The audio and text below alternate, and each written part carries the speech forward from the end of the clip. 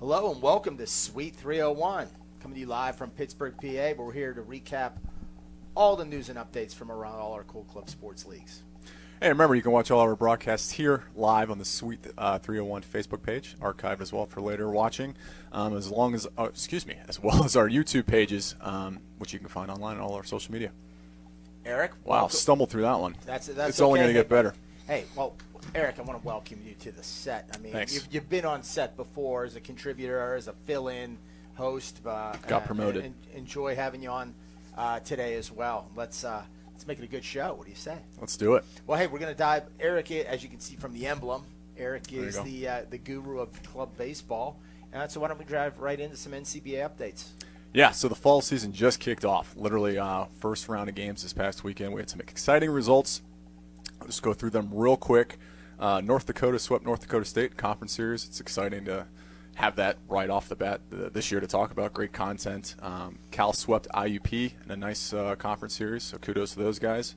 Villanova, big one here, doubleheader, swept St. Joe's, a D1 team. So shout out to those guys. That's a big deal. And lastly, on the D1 front, Illinois took 2 or 3 from Whitewater.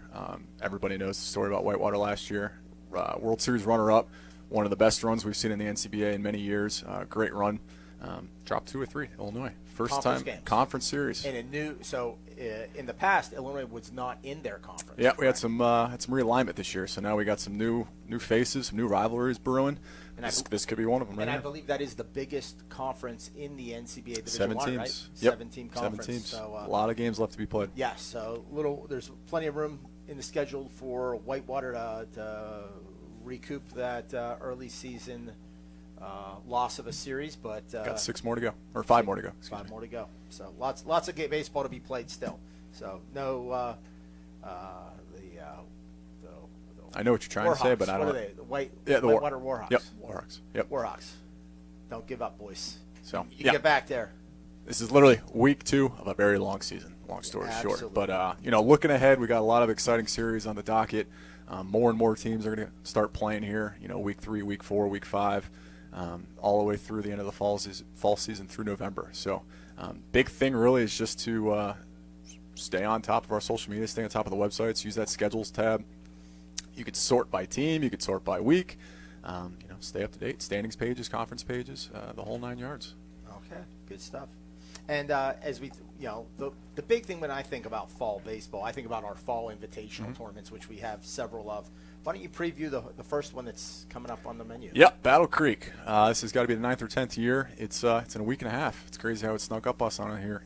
September 29th through October 1st, Bailey Park over there in Battle Creek, Michigan, right across the border of Ohio there. 12-team event. You can see the awesome logo there. You can see the stadium in the background. It's a 3-field complex. The stadium's right in the middle. It's got 2 fields on each side. The schedule is posted online for you guys to see. But yeah, a lot of big names there, a lot of usual powerhouses, but a lot of new faces too. So I think it's going to be an exciting weekend. It's always kind of fun to see how teams approach that weekend because some teams, they kind of use this as a tryout. They'll show up with 40, 50 kids and, everybody's getting their reps. Some teams go out there with their 20 guys, 25 guys, whatever it may be, and they want to win, so they take it very seriously. But, it's a little bit of the Wild Wild West. You get a little bit of everything, but it'll be a fun weekend nonetheless. So it's a week and a half away. Kind of crazy. How about housekeeping items that some baseball teams should be focused on right now? The big thing is rosters, because usually that takes some time. Just because your school's involved, you got to get all your guys cleared through the academic eligibility letter, and that does not happen overnight. So, and the other half of that is all your guys need to register online. That usually takes a little bit of time too. So that's the big thing there. And then just be on the lookout for league dues invoices. They're going to be coming out within the next couple weeks here. They're not due anytime soon. It's just, want to get ahead of that one less thing you got to do later on. So those are the 2 big items. All right, good stuff. All right, well, let's, I guess we will move on to some spring training, Swing in the Spring updates, specifically regarding Swing in the Spring Panama City Beach. Okay. The big event held down there every March. One of the parts of our recruitment process, which registration opened up about a month ago, one of the biggest parts of the recruiting process for teams down there is to go through everybody's spring break and figure out who's got what week. And we learned some really interesting information compared to last year. Coming out of COVID, it seemed like the schools, when they returned and brought back spring break, they compiled it all into like a 2-week window, all the schools. Well, it looks like they've spread that out a little bit. I think maybe with Easter falling in March as well this year. So there's more variety of teams coming each week. So it looks preliminary like we're going to have Swinging the Spring Panama City Beach spread for 5 straight weeks. Yeah, because then in the past you guys had to shut down a week, right? Because you didn't have enough teams because some guys were outliers on either end with not enough teams in their spring break. And it's still thinner out on the ends, but I mean, it looks like it's going to be 5 weeks long. It looks like weeks 2 and 3 are highly likely to fill up. We max out at 30 teams each week because that's just what with practice and game schedules and facilities. Even though we've got 5 great turf fields and a 6th field we could use for practice only, 30 teams is what we can max out at. So it looks like week 1, I believe Antonio said he's already got 4 teams who have expressed interest and are working on some paperwork. Week 2 and week 3, 33 teams so far signed up in total, which puts us well ahead of where the pace we were. I think Antonio was telling me it's mid-April last year we weren't at 33 teams signed up yet. Did I say mid-April? By mid-October last year, we weren't at 33 teams officially signed up. But that's where we are right now with signed paperwork. He said he's got a ton of teams that he's been in touch with that have never been to the event. That for one reason or not, they thought they had to be specifically invited. They thought it was invite only. So he reached out and invited them, and now they're excited about it, and they're putting together their budgets and trying to make sure they can make it work. But it sounds like we may have 10 to 15 new teams that have never been to the event before. So that's awesome. If you're interested in coming on board, make sure you talk to Antonio. You can go on the baseball website, go to the Swing in the Spring tab. There's a link there where you can either email Antonio if you want to set up a call to learn the details, have him help you create a budget. Otherwise, the registration paperwork's downloadable right there on the website. You can see all the teams that are coming each week and so forth. So really looks like it's going to be another promising year and hopefully a record-setting year in number of teams. On the softball side of Swinging the Spring, Lacey's working on the recruiting process, and we launched registration for softball a little later than we opened it up for baseball. But at her last report, I think she's looking at 10 to 11 teams heading down there this year, which would be a record on the softball side. So, again, if you're a softball team out there interested in learning more about the event, don't make the assumption you know what it's about. It's a la carte. It's like, I would say that for baseball teams too. We want to play. Sure. You want to play 3 games? Play 3 games. Get 2 practices. And you want to play 1 game? You want to play 9 games? You kind of pick what you want.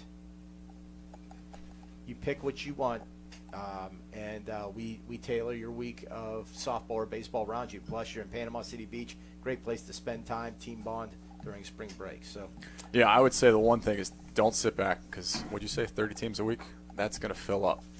There's a lot of interest out there, and what we always say is once you go once, you always go back. It's that much fun, guys. You guys are playing baseball. You're 2 minutes from the beach, if that. It's 10 maybe not from direct. The field, yeah. But where the resorts, the lodging, the hotels are all. A lot of them are on the beach, if not just across the street. Yep. So and you're in full control of, you want to play 3 games, you want this day off, you want this day off, you want to go to MLB spring training games, you want to go to the beach, you want to do whatever. You tell us and we make it happen. So, don't sit back. It's going to fill up quick. So, all right, sounds good. What's next? I guess we're going to welcome to the set. We're going to dive into some softball updates, and we're going to welcome back a familiar face on Sweet 301. He only knows one speed. Christian. Hit my head pretty hard on that headpiece. On Nick Chubb's knee? Oh, man. Did you see it? That was gruesome. It's bad.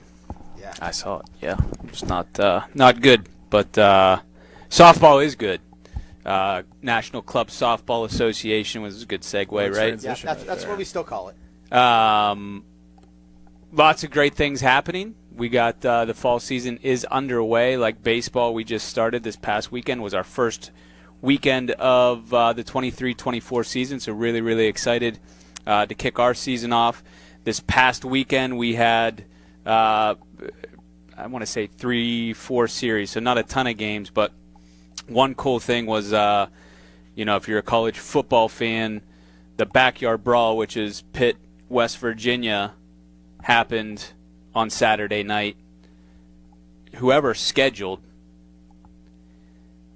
also scheduled Pitt at West Virginia. You trying to take credit for that? Well, I did. There you go. I should take credit because I did schedule that, and I didn't even know until I was processing some rosters. But Pitt at West Virginia Club Softball also took place this past weekend, and while West Virginia won on the field, the football field, I should say, Pitt swept West Virginia some competitive games. But that was the Week 1 highlight of games. But this upcoming weekend, we have a lot of great games on tap for club softball fans.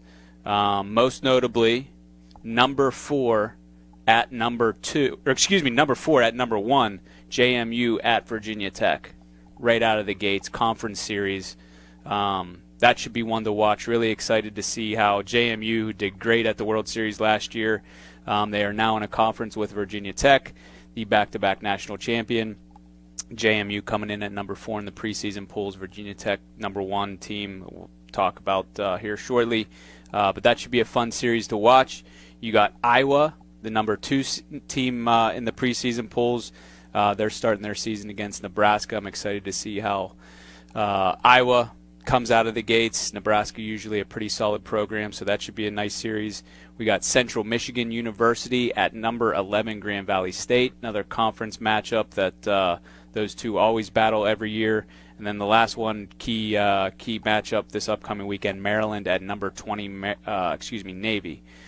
So 4 really, really good series on tap, but a lot of other games happening. So check the scores. We try and get those updated ASAP as soon as the weekly team submission forms come in, but really excited to see how those pan out. All right, absolutely. And Eric and I were touching base. He gave us a little preview of the Battle Creek Blast Fall Baseball Tournament. We got another Fall Softball Tournament coming up pretty quickly here. Why don't you talk us through the Indy Invitational? Yeah, we got the Indy Invitational in Elkhart, Indiana. Really, really exciting fall tournament that we've hosted several years now in Elkhart. Elkhart's just a fantastic city. Riverview Softball Complex, a great softball complex for this event to take place. And a lot of great teams. You see Michigan, Michigan State, Ohio State, Notre Dame, Central Michigan, Grand Valley, who we just talked about. So a lot of great teams participating in that. That schedule is set to come out on September 23rd. So if you are a participating member of that, Lacey will have that schedule out to you on the 23rd, so look out for that. But, yeah, a great event, and I know our teams are really excited to participate in that. All right, good stuff. Now, you've had, again, for those who have watched the show, they know that this is the first year of Division II club softball. The Division I and Division II club softball preseason polls have been released, correct? They have, yes. And I think what are we going to start with, Antonio? We'll start with Division I. Preseason top 20 rankings. No surprise, Virginia Tech, I shouldn't say the unanimous favorite, but took 17 out of 18 first place votes from the voters. On top at number 1, that's where they finished the final poll last year as the 2023 NCSA national champions. Iowa coming in at number 2. They were the runner-up, a really, really good program. So, like I said, I'm really excited to see how they start their season this weekend against Nebraska. Then you got Clemson, JMU, and then Michigan State and Oregon rounding out the top 5. So, preseason polls are out. In years past, we did them once a month. This year, we will be doing the Division I polls every other week. So, the next poll will be released not this upcoming Thursday, but a week from this Thursday. So look out for that. And then let's get into the Division II top 10 poll. This is our first one ever. What's, I think, really exciting about that, you see Northern Michigan, the number 1 team in the preseason poll. You know, these teams, all these teams listed here, and no disrespect, but they would, without Division II, probably never see a top 20 poll or a top 10 poll. And Northern Michigan coming in at number 1, that has to be very exciting for that program to see that. something, a feather in the cap. And they're a team that's well deserving of that. They were a team that was pretty successful at the Division I ranks, but moved down to Division II this year. Coming in at number 1, but New Haven in at number 2, Montclair State at number 3, UW Whitewater and Saginaw Valley rounding out the top 5. I know New Haven, I believe, that's incorrect. I was thinking New Hampshire. But exciting stuff on the Division II side of things. Yeah, exactly. I'm very excited to see how this first year of NCSA Division II plays out and how it helps us grow further down the road. Absolutely. All right. Last item, Christian, before we let you go. Housekeeping items for the softball teams. What are they mainly just the, I don't know if Eric talked about it, I believe he did, but the rosters, a lot of teams are playing games coming up, and we need to get your rosters in. NCSA rule specific is if you don't have 9 players on your roster, it's an automatic forfeit. We don't want that to happen. So make sure that you're getting your rosters finalized. Emails after email have been sent out to the teams that are playing this upcoming weekend about getting their roster finalized. So if you're one of those teams that do play, please make sure to check your email to get instructions on how to get a roster finalized. All right. Well, thank you very much, Mr. Smith. My pleasure. Good to see you, boys. Recap of all things NCSA. Hey, join us in just a second. We're going to take a quick commercial break. We'll be back with some basketball and football updates for you.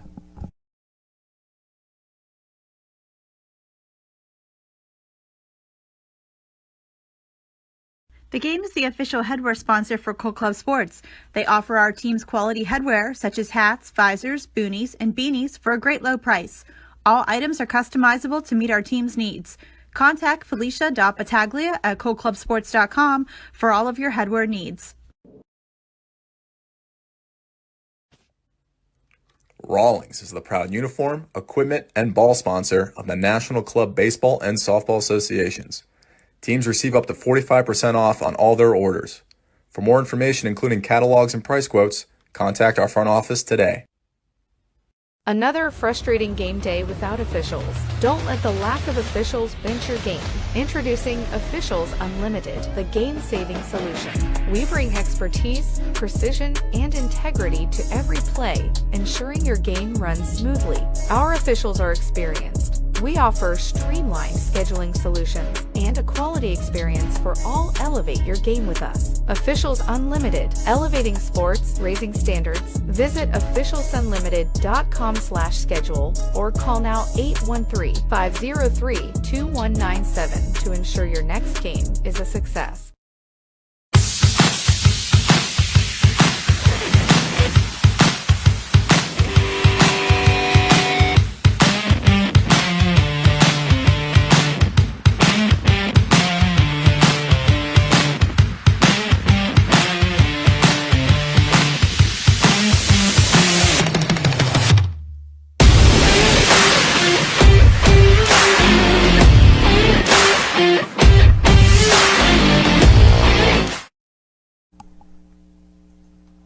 All right, welcome back to the Act 2 of this month's Sweet 301.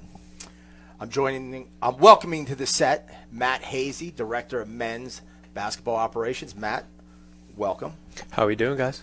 The basketball guru. How we doing? Good. The guru of Go. Yeah. Well, Matt, men's basketball. Yep. You're up. All Go. right. Give me what you know. So we got new teams since last season. As you can see there on your screen, it looks like we've added 17 or 6 teams there. We've added Canisius College in that North Atlantic West. We've added UNC Wilmington and Campbell University to the newly formed South Atlantic East. We've added Lafayette College and Penn West Edinburgh to the North Atlantic West as well, and then Lafayette College to the Mid-Atlantic North, and then Christopher Newport to that Mid-Atlantic South as well. So that's 6 new teams since the last show. Correct. What do you got total? That's a lot. Look at you guys. We're up over 20. Good for you guys. 21 new teams. Are you done? Are we done? No, not yet. No, we're not done. Some in the Okay. pipeline? Well, don't jinx me with a final number because yeah. you're making great headway here, adding more teams to the league. I love it. I love it. more in the pipeline there. So more things to come there. Hopefully soon we'll have some more announcements on some new teams coming up. But yeah, as far as new teams go, that's it since the last show. I believe moving on, we have our schedules. So all schedules have been released on the website besides the spring-only schedules. And who's spring only? So the Pacific will be spring only, and then our South Atlantic South will be spring only as well. So just giving us a little more time to get some teams finalized and more games to be played down there. You got some more recruiting efforts Yes, going on. yes. So that's the little teaser, is there's some recruiting conversations going on in those areas too. Yeah, Must so be nice. You don't have to worry about weather. Sorry to interrupt. Yeah. That's what I thought when we started Yeah. basketball. Then I started hearing about I was going to northeasters, say spring only. Must be weather. nor'easters, and Nope. people can't. Highways are shut down, and you can't Yeah. get from court to court. Let me ask you this question real quick, Matt. If a team, let's say in an area, call it Michigan, someone's already got their schedule out, can they still try to get in for this season if they want to? Yes, they can. So if you were to turn in paperwork with the conference schedule already out, we would actually have those teams vote to have that team come on board and join that conference for this season. Largely because you'd have to revamp the We would have schedule that's to already produced. redo the schedule. Teams would have to look for a little more availability if they don't have it, and things of that nature. Okay. So, but yes, there is still potential, even though the schedules are out, for you to come on board for this season. All right. Sounds good. Now, so we've got great growth. Schedules, we're on pace. Talk to us about what should the men's basketball teams be dealing with on a housekeeping sort of thing. Yeah, absolutely. So team manager instructions and information have been sent out, so that stuff should be in your inboxes now. If by chance you didn't receive that, please let me know. I'll get that stuff to you as soon as I can. We do have 2 fall tournaments going on this year. We have the Happy Valley Fall Tip-Off again up there in State College at the Nittany Valley Sports Center. We do have 14 out of 16 men's spots filled already, so we're taking the first 16. So if you haven't gotten a registration form for that and are interested, please reach out to me and I'll get you one of those as soon as I can. We also have the Chi-Town Showdown, first annual, out in the Chicago suburbs. So if you haven't gotten a registration form for that either and are interested, reach out to myself. I'll be able to get you one of those. So we're excited about those going on. Have a lot of teams coming back from last year. UConn's coming back. So we're hoping, and looking to see if they will defend their title as repeat champions. I want someone new. I'm gonna put my money on someone new. Okay, Nothing against the Huskies. Love you guys, but I want to see someone new raise that piece of hardware up. Yeah. Performance bonds have also been sent out. So if you owe a performance bond from last year, those are also in your inboxes. Those invoices were sent out today. So make sure you get on top of those. Those are due October 15th. So a little less than a month away. So make sure you get on top of that stuff as well. And I love how the Nittany. What do you call it? The Nittany Valley Sports Center, or the Happy Valley Fall Tip-Off. The Happy Valley Fall Tip-Off. I've loved that event. It's been around for 4 or 5 years now. It's become like a staple tradition to kick off the basketball season in the Northeast. But I love the fact that we're expanding. We're going to put one out in the Midwest too. Yeah. Hopefully we can grow that into a reoccurring annual event, and then move on, develop a third one. Absolutely. So that's the plan. Hopefully you and your team want to participate in that. One last question on the housekeeping items before we let you go. How about league basketball distributions? I was actually just going to chime in, but that's a great question. Looking at you guys who haven't taken your survey yet, take it. Your season starts, November 1st? I think we were talking about earlier. Yep.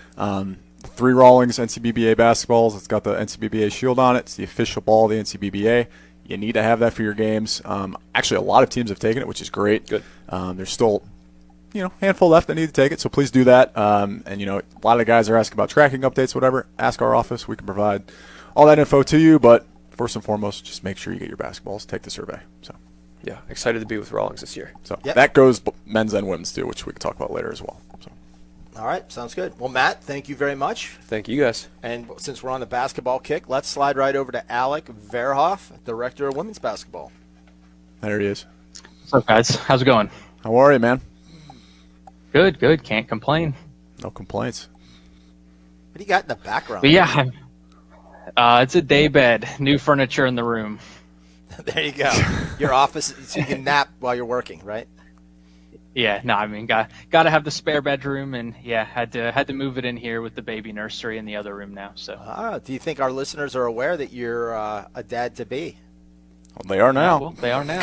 Yeah. Cat's out of the bag.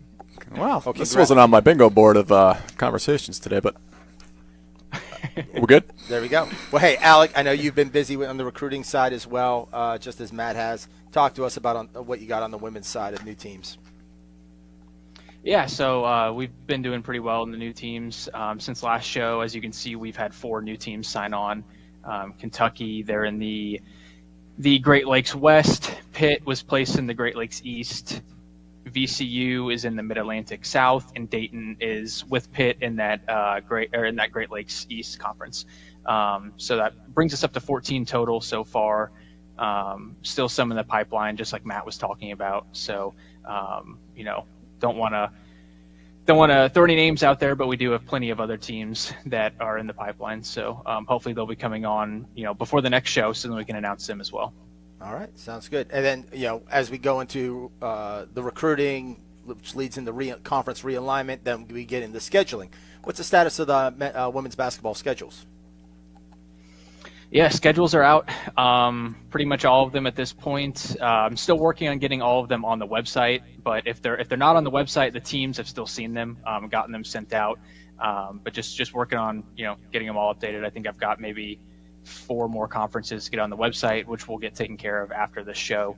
But the schedules are out there; teams have seen them, so we're moving along with the same timeline as always. All right, good stuff. Good stuff. And for you on the women's side of basketball, same thing. Talk to us about the women's basketball fall tournaments. Yeah, so the same 2 that Matt was talking about on the men's side, we have Happy Valley, which I believe is half full at this point, where we're looking for 8 teams. I believe we have 4. The Chi-Town Showdown, I believe, also is half full on the women's side. We're looking for 4. We have 2, but, we have plenty of teams that we've been talking to about it, shown interest, working on that paperwork. So, I don't doubt that it's going to get full, but, if you're interested, reach out, send in that paperwork as soon as possible before it fills up, because it is first come, first serve. All right, good stuff. Good stuff. Looking forward to it. And housekeeping, rosters, basketball surveys. Same old, same old. Yep, same old, same old. Everything Matt said, I don't want to sound like a broken record, but it's all the same on the women's side as well. And with schedules coming out, teams should start reserving their courts and ASAP and get their officials absolutely lined up and report their travel to their schools, and so you can start making those arrangements. Let your parents know too. Let them know where you're traveling to. Let them know when you're playing at home, so they can come watch you play. They still want to watch you play. It's one of the interesting things I found out about the basketball league is they don't seem to tell their parents if they're playing basketball. Like, I didn't even know my kid was playing. Now they're in the national championship. Didn't know anything about this. Relay it to them. Your parents love you. They want to come watch you play. So, all right, good stuff.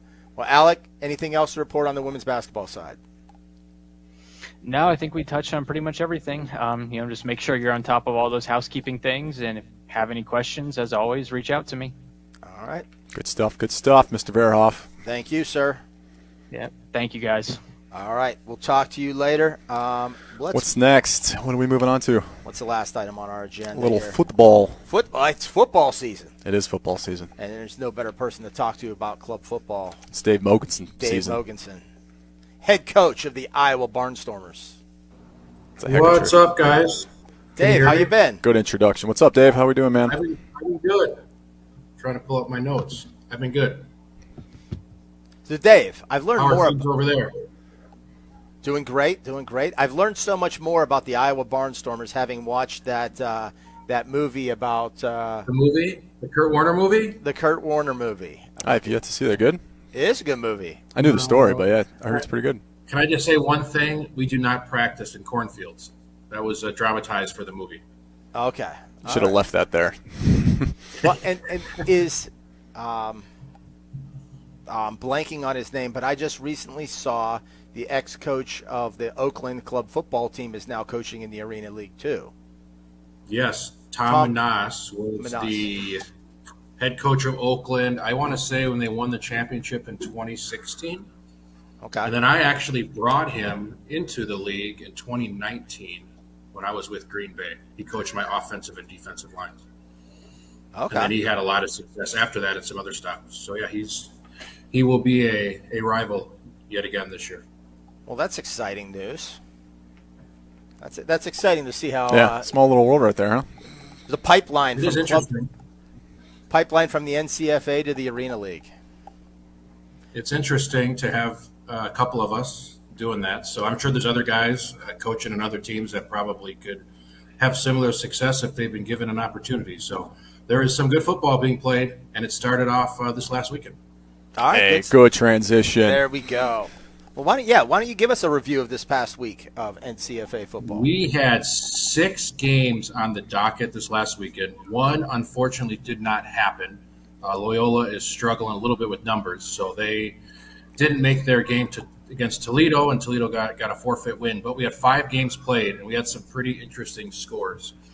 So I'll start right off with our number 1 team. I know rankings came out today. Gordon State, defending NCFA champions, played a pretty significant junior college, Jacksonville Junior College. They're pretty good. And Gordon State won 26-20. So you'll see some of the other scores that we talk about here in a second that might not make Gordon State's not seem as interesting, but that's a really good team. They just beat 26-20. So they jump out. They maintain their number 1 ranking after being a junior college. The most wild score of the weekend, Ohio State opens up against Oakland, which is a non-conference game because we did split the Great Lakes. So previous years that's been a conference game, was a non-conference game. Ohio State loses their quarterback, Kellen Gerenstein. They lose Casey Scroggins. They lose a handful of other guys off of 3 straight national championship qualifying teams. And they go out and beat Oakland 69-0. So if anybody thought Ohio State was going to fall off the map after losing those guys, they were obviously wrong. So pretty impressive win for Ohio State with a 69-0 score over Oakland. I'm not sure if Oakland's struggling right now, but they struggled on Sunday actually. So the other big score game, George Mason opened up conference play against Clarkson, 147-3. Cole Jasmine, returning starter from last year at quarterback, had a really big game and passed for over 300 yards, 4 touchdowns, and Mason pretty much held that one in control in the first conference game of anybody in the league. And then South Carolina, Columbus State. Columbus State won that game. There is a little bit of some discussion going on about how it happened, but Columbus State did win 33-21 in that avenue. So pretty good weekend of games for week 1. Some competitive games. South Carolina staying in the game against Columbus State. Some scores that we weren't expecting. And then the last score was Michigan State playing against a semi-pro team in their area, Detroit Renegades. They won 31-6. So I think all the teams we expected to win these games won. Just a couple scores that we didn't see being as lopsided as they were. Okay. Do you have any interesting games on the docket coming up this weekend? So we have a couple of interesting games now. Loading up my fingers so I don't screw them up. Central Georgia Tech playing their first. They've played 4 preseason games. So they're playing their first actual game against John Melvin University. I think it's an NAI school down there. So they'll get a test for that. Coppin State's going to play Clarkson. Columbus State and Gordon State, week 2. That'll be like the game of the week. We'll talk about that here in a second. But Columbus State, Gordon State played very well in the conference championship game last year, and Columbus State came around for their money. And, yeah, my kids are screaming. But Gordon State, their first real test here of an NCFA opponent with Columbus State. And then a couple of games that aren't going to happen because of some team issues. Ohio State does travel to Wright State in their first conference game in the Great Lakes East. So a couple interesting games. The real one that we have circled is Columbus State at Gordon State, which will be kind of the driver's seat for the team that will at least take first place in the regular season for the South Atlantic. Comes out of that game most likely.